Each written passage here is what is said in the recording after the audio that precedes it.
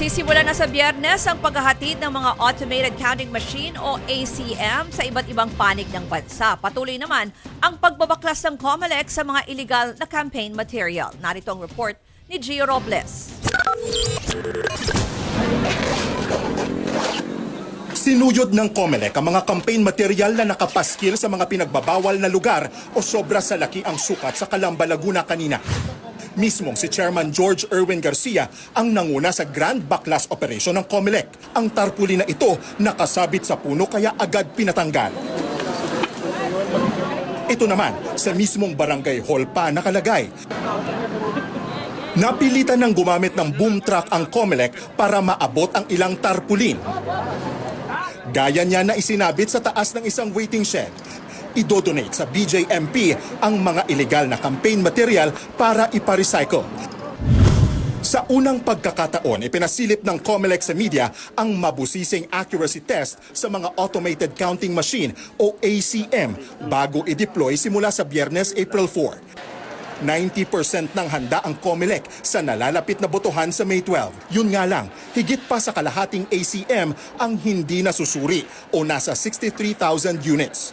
Sa kabila nito, kampante si Garcia na matatapos ng COMELEC ang end-to-end testing sa mga makina, kabilang ang mga SIM card at USB na gagamitin para gumana ng maayos sa mga ACM.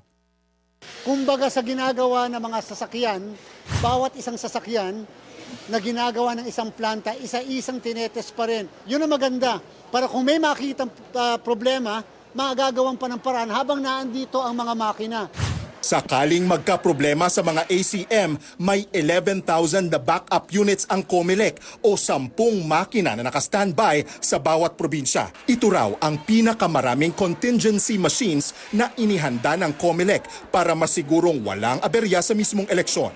Sunod naman na pinasilip ng COMELEC ang ilang official ballots na handa ng i-deliver. Sa ngayon, nasa 12 million na balota ang isa sa ilalim pa sa verification para matiyak na nababasa ito ng mga ACM. Sa April 20 ang rollout ng mga official ballot.